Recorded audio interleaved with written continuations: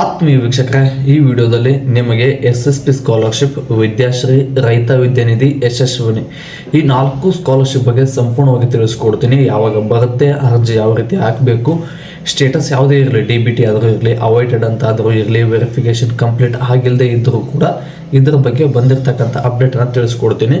ನಿಮ್ಮಲ್ಲಿ ವಿನಂತಿ ಏನಪ್ಪ ಅಂದರೆ, ಯಾರೆಲ್ಲ ಹೊಸದಾಗಿ ನೋಡ್ತಾ ಇದ್ರೋ ಚಾನಲನ್ನು ಸಬ್ಸ್ಕ್ರೈಬ್ ಮಾಡ್ಕೊಳ್ಳಿ, ಹೆಚ್ಚಿನ ಪ್ರೋತ್ಸಾಹಕ್ಕಾಗಿ ಲೈಕ್ ಮಾಡಿ ಸಪೋರ್ಟ್ ಮಾಡಿ ಅಂತ ಹೇಳ್ತಾ ಬನ್ನಿ. ಆಗಿದ್ರೆ ನೀವು SSP ಸ್ಕಾಲರ್ಶಿಪ್ 2023-24ನೇ ಸಾಲಿನಲ್ಲಿ ಅಪ್ಲೈ ಮಾಡಿದರೆ ಅವ್ರದ್ದು DBT ಫುಶುಡ್ ಅಂತ ತೋರಿಸ್ತಾ ಇದೆ. DBT ಫುಶುಡ್ 4,009 ಅಂತ ತೋರಿಸ್ತಾ ಇದೆ. ಇನ್ನು ಕೆಲವೊಬ್ಬರದು 2 ಸ್ಟೆಪ್ ವೆರಿಫಿಕೇಷನ್ ಕಂಪ್ಲೀಟ್ ಆಗಿಲ್ಲ ಅಂತ ತೋರಿಸ್ತಾ ಇದೆ. SSP ಆದರೂ ತೋರಿಸಿರಲಿ, ವಿದ್ಯಾಶ್ರೀ ಆದರೂ ತೋರಿಸಿರಲಿ ಸ್ನೇಹಿತರೆ, ನಿಮಗೆ DBT ಫುಶುಡ್ ಅಂತ ಆದರೂ ಇರಲಿ, ಅವಾಯ್ಡೆಡ್ ಅಂತ ಆದರೂ ಇರಲಿ, 2 ಸ್ಟೆಪ್ ವೆರಿಫಿಕೇಷನ್ ಕಂಪ್ಲೀಟ್ ಆಗಿಲ್ಲ ಅಂತ ಆದರೂ ಇರಲಿ, SSP ಸ್ಕಾಲರ್ಶಿಪ್ ಕಡೆಯಿಂದ ಬಂದಿರತಕ್ಕಂಥ ಮೇನ್ ಅಪ್ಡೇಟ್ ಅಂದರೆ, ಇದೇ ತಿಂಗಳು ಜನವರಿ 31ನೇ ತಾರೀಕು ಒಳಗಡೆ ಎಲ್ಲ ಅಮೌಂಟನ್ನು ಕ್ಲಿಯರ್ ಮಾಡ್ತೀವಿ ಅಂತ ಅಪ್ಡೇಟನ್ನು ಕೊಟ್ಟಿದ್ದಾರೆ. ಒಂದು ಯಾಕೆ ಕ್ಲಿಯರ್ ಮಾಡಲೇಬೇಕು ಅನ್ನೋದನ್ನು ತಿಳಿಸ್ಕೊಟ್ಬಿಡ್ತೀನಿ. ಯಾಕಂದರೆ ಈಗ 2025-26ನೇ ಸಾಲಿನಲ್ಲಿ SSPಗೆ ಮತ್ತೆ ಅರ್ಜಿಯನ್ನು ಬಿಟ್ಟಿದ್ದಾರೆ. ಈ SSP ಸ್ಕಾಲರ್ಶಿಪ್ ಅರ್ಜಿ ಹಾಕೋದು ಕೊನೆಯ ದಿನಾಂಕ 12ನೇ ತಾರೀಕಿತ್ತು. ಈಗ 31ನೇ ತಾರೀಕುವರೆಗೂ ಎಕ್ಸ್ಟೆಂಡ್ ಮಾಡಿದ್ದಾರೆ. ಈ 31 ಒಳಗಡೆ SSP ಸ್ಕಾಲರ್ಶಿಪ್ ಆಗ್ಬೋದು, ಯಶಸ್ವಿನಿ ಆಗ್ಬೋದು, ರೈತ ವಿದ್ಯಾನಿಧಿ ಕೂಡ ಆಗ್ಬೋದು. ಇದು SSP ಸ್ಕಾಲರ್ಶಿಪ್ ಬಗ್ಗೆ ಬಂದಿರತಕ್ಕಂಥ ಅಪ್ಡೇಟು. ಮತ್ತು ವಿದ್ಯಾಶ್ರೀ ಸ್ಕಾಲರ್ಶಿಪ್ ಬಗ್ಗೆ ಹೇಳೋದಾದರೆ, ಅಲ್ಲಿ ಕೂಡ ಕೆಲವೊಬ್ಬರಿಗೆ DBT ಫುಶುಡ್ ಅಂತ ತೋರಿಸ್ತಾ ಇದೆ, ವೆರಿಫಿಕೇಷನ್ ನಾಟ್ ಕಂಪ್ಲೀಟ್ ಅಂತ ತೋರಿಸ್ತಾ ಇದೆ. ವೆರಿಫಿಕೇಷನ್ ಕಂಪ್ಲೀಟ್ ಆಗಿಲ್ಲ ಅಂತ ತೋರಿಸ್ತಾ ಇದೆಯಲ್ಲ, ಇವರಿಗೆ ಒಂದು ಸಜೆಷನ್ ಇದೆ, ಅದು ನಾನು ಕೊನೆಯಲ್ಲಿ ಹೇಳ್ತೀನಿ. ನಿಮ್ದೇನಂದ್ರೆ ಅವಾಯ್ಡೆಡ್ 8,000 ಅಂತ ತೋರಿಸ್ತಾ ಇದೆ.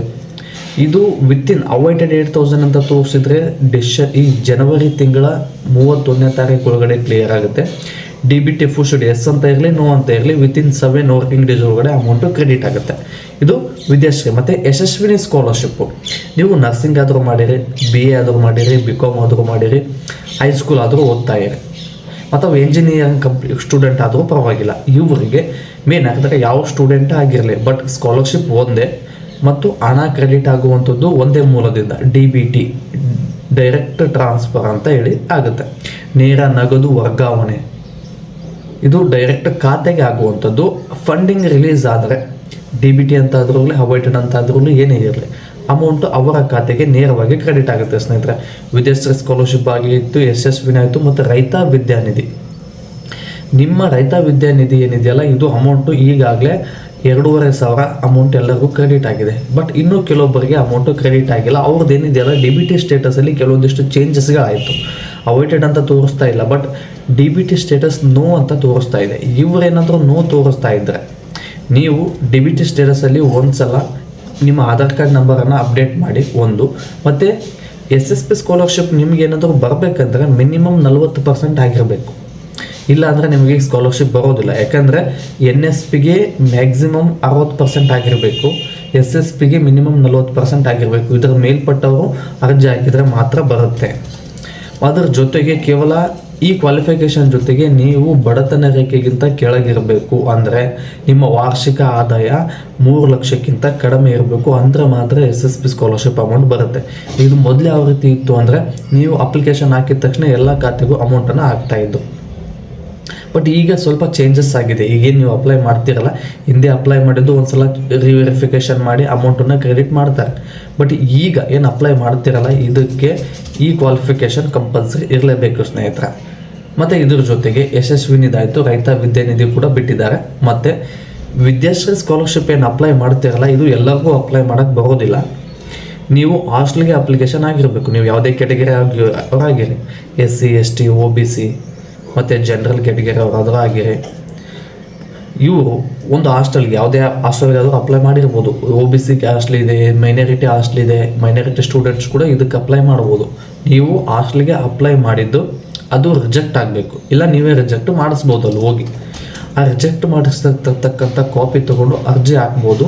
ಇದಕ್ಕೆ ಕೊನೆ ಡೇಟ್ ಅಂತ ಏನಿಲ್ಲ. ನೀವು ಹಾಸ್ಟೆಲ್ ಏನು ಅಪ್ಲಿಕೇಶನ್ ಬಿಟ್ಟಿರ್ತಾರಲ್ಲ, ಹಾಸ್ಟೆಲ್ ಅಪ್ಲಿಕೇಶನ್ ರಿಸಲ್ಟ್ ಆಧಾರದ ಮೇಲೆ ನೀವು ಅರ್ಜಿ ಹಾಕ್ಬೋದು. ಬಟ್ SSP ಸ್ಕಾಲರ್ಶಿಪ್ಪು ಇದೇ ತಿಂಗಳು, SSP ಸ್ಕಾಲರ್ಶಿಪ್ಪು, ರೈತ ವಿದ್ಯಾನಿಧಿ, ಯಶಸ್ವಿನಿ ಈ 3 ಸ್ಕಾಲರ್ಶಿಪ್ಪು ಇದೇ ತಿಂಗಳು 31ನೇ ತಾರೀಕು ಒಳಗಡೆ, ಜನವರಿ 31ನೇ ತಾರೀಕು ಒಳಗಡೆ ಅರ್ಜಿ ಹಾಕಿ ಸ್ನೇಹಿತರೆ. ಯಾಕಂದರೆ ಈ ಕೆಲವೊಬ್ಬರಿಗೆ SSP ಸ್ಕಾಲರ್ಶಿಪ್ ಸಬ್ಮಿಟ್ ಮಾಡೋಕ್ಕಾಗ್ತಾ ಇಲ್ಲ. ಬಟ್ ಈಗ ಅದೆಲ್ಲ ಸಮಸ್ಯೆನೂ ಕ್ಲಿಯರ್ ಆಗಿದೆ. ಇವತ್ತಿಂದ ಎಲ್ಲವನ್ನು ನೀವು SSP ಸ್ಕಾಲರ್ಶಿಪ್ಪನ್ನು ಸಂಪೂರ್ಣವಾಗಿ ಹಾಕ್ಬೋದು. ಬಟ್ ಅಮೌಂಟಿನ ಕ್ರೆಡಿಟ್ ಅಂತ ಹೇಳೋದಾದರೆ ನಿಮ್ಗೇನಾದರೂ 2 ಸ್ಟೆಪ್ ವೆರಿಫಿಕೇಷನ್ ಕಂಪ್ಲೀಟ್ ಆಗಿಲ್ಲ ಅಂದರೆ ನೀವು ತಾಲೂಕು ಮಟ್ಟದಲ್ಲಿ ಮತ್ತು ಅದರ ಜೊತೆಗೆ ಜಿಲ್ಲಾ ಮಟ್ಟದಲ್ಲಿ ನಿಮ್ಮ ಖಾತೆಗಳು ವೆರಿಫೈ ಆಗಿರೋದಿಲ್ಲ. ತಿಳ್ಕೊಳ್ಳಿ, ಯಾಕೆ ವೆರಿಫೈ ಆಗಿರೋದಿಲ್ಲ ಅಂದರೆ ನಿಮ್ಮ ಕೆಲವೊಂದಿಷ್ಟು ರೀಸನ್ಗಳನ್ನು ಇಟ್ಟುಕೊಂಡು ತಾಲೂಕು ಮಟ್ಟದಲ್ಲಿ ನಿಮ್ಮ ಡಾಕ್ಯುಮೆಂಟ್ಸನ್ನು ಪೆಂಡಿಂಗ್ ಇಟ್ಟಿರ್ತಾರೆ, ಅಪ್ರೂವಲ್ ಕೊಟ್ಟಿರೋದಿಲ್ಲ. ಮತ್ತು ಒಂದೇ ವೆರಿಫಿಕೇಷನ್ ಕಂಪ್ಲೀಟ್ ಆಗಿಲ್ಲ ಅಂದರೆ ಜಿಲ್ಲಾ ಮಟ್ಟದಲ್ಲೂ ಕೂಡ ನಿಮ್ಮದು ಅಪ್ರೂವಲ್ ಆಗಿರೋದಿಲ್ಲ. ಇದಕ್ಕೆ ನೀವೇನು ಮಾಡಬೇಕು ಅಂದರೆ 2 ಸ್ಟೆಪ್ ವೆರಿಫಿಕೇಷನ್ ಕಂಪ್ಲೀಟ್ ಆಗಿಲ್ಲ ಅಂತ ಏನಾದರೂ ಇತ್ತಂದರೆ ಅವರು ನಿಮ್ಮ ಇಲಾಖೆಗೆ ಸಂಬಂಧಪಟ್ಟ ಆಫೀಸು ನಿಮ್ಮ ತಾಲೂಕಲ್ಲಿ ಇರುತ್ತೆ. ಸಮಾಜ ಕಲ್ಯಾಣ ಇಲಾಖೆ, ಹಿಂದುಳಿದ ವರ್ಗದವರ ಇಲಾಖೆ, ST SC ಎಲ್ಲರಿಗೂ ಸಂಬಂಧಪಟ್ಟಿರ್ತಕ್ಕಂಥ ಇಲಾಖೆ ಅಲ್ಲಿರುತ್ತೆ. ನೀವು ಅಲ್ಲಿಗೆ ಹೋಗಿ ವಿಚಾರಿಸ್ಕೊಳ್ಳಿ. ನಿಮ್ಮ ಅಪ್ಲೈ ಮಾಡಿರ್ತಕ್ಕಂಥ ಡಾಕ್ಯುಮೆಂಟ್ ಜೆರಾಕ್ಸ್ ಕಾಪಿ ತೊಗೊಂಡು ಅಲ್ಲಿಗೆ ಹೋಗಿ ವಿಚಾರಿಸ್ಕೊಳ್ಳಿ. ಇಲ್ಲ ಅಂದರೆ SSP ಅಮೌಂಟು, ವಿದ್ಯಾಶ್ರೀ, ಯಶಸ್ವಿನಿ, ರೈತ ವಿದ್ಯಾನಿಧಿ ಯಾವುದೂ ಕೂಡ ಅಮೌಂಟು ಬರೋದಿಲ್ಲ. ಎಚ್ಚರವಾಗಿರಿ. ಮತ್ತು ಇದೇ ರೀತಿಯಾಗಿ ನಾನು ಹೆಚ್ಚಿನ ವಿಡಿಯೋ ಮಾಡಲು ನಿಮ್ಮ ಪ್ರೋತ್ಸಾಹದ ಅವಶ್ಯಕತೆ ಇದೆ ಸ್ನೇಹಿತರೆ. ಈ ಪ್ರೋತ್ಸಾಹವನ್ನು ವಿಡಿಯೋಗೆ ಲೈಕ್, ಶೇರ್, ಕಮೆಂಟ್ ಮಾಡೋದ್ರ ಮೂಲಕ ಸಪೋರ್ಟ್ ಮಾಡಿ ಅಂತ ಹೇಳ್ತಾ ಮತ್ತೆ ಮುಂದಿನ ವಿಡಿಯೋದಲ್ಲಿ ಸಿಗೋಣ. ಧನ್ಯವಾದಗಳು.